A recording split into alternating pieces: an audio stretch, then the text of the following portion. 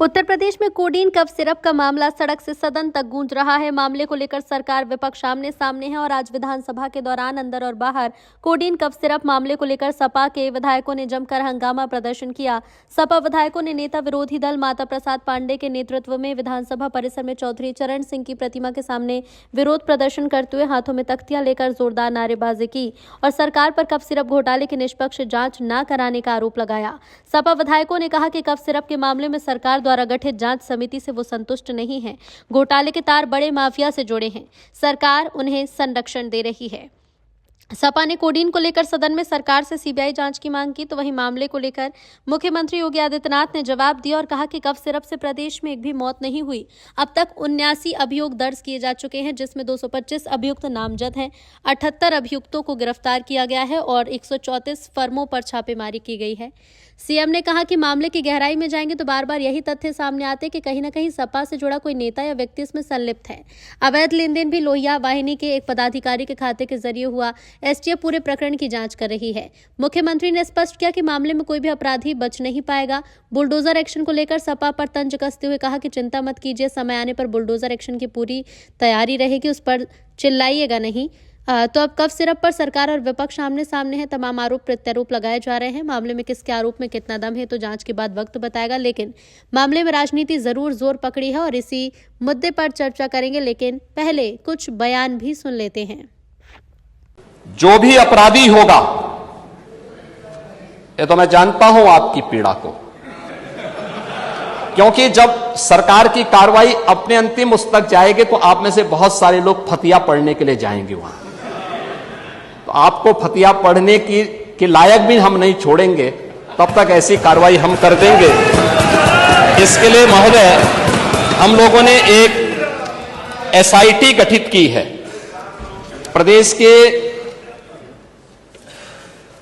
IG कानून law and order की अध्यक्षता में एक एसआईटी गठित की है, जिसमें यूपी पुलिस और एफएसडीए के अधिकारी भी शामिल हैं पूरे प्रदेश भर में, और इसमें कार्रवाई हमारी निरंतर चल रही है। और जो भी इसमें दोषी होगा, इसमें हमें इस कार्रवाई करने में कोई संकोच नहीं होगा। अब तक हमने कार्रवाई भी की है और माफिया के खिलाफ कार्रवाई कैसे होती है, मुझे लगता है समाजवादी पार्टी से अच्छा कोई दूसरा उसका जो है जानकार नहीं होगा। समाजवादी पार्टी तो उसके बारे में बहुत अच्छी तरह पहले से परिचित है कि कैसे माफिया के खिलाफ कार्रवाई होनी चाहिए, और समाजवादी पार्टी की तड़पड़ाहट वह हम उसके माध्यम से समझ सकते हैं। और मैं इस सदन को इस बात के लिए आश्वस्त करता हूं कि इस मामले में जो भी अपराधी होगा, उस अपराधी के खिलाफ जितनी सख्त कार्रवाई होगी, उत्तर प्रदेश सरकार उतनी सख्त कार्रवाई करेगी। लेकिन मैं समाजवादी पार्टी से इस बारे में जरूर कहूंगा कि वह गुमराह करना छोड़े। उत्तर प्रदेश के अंदर कोई भी इससे संबंधित मौत के प्रकरण सामने अभी तक नहीं आए हैं, और इस पे कार्रवाई हमारी सरकार ने किया है। आपकी सरकार ने उन्हें लाइसेंस दिया था उनके इल्लीगल गतिविधियों को आगे बढ़ाने के लिए। समाजवादी पार्टी की सरकार ने 2012 से 16 के बीच में सारे इल्लीगल कार्यों को आगे बढ़ाया था।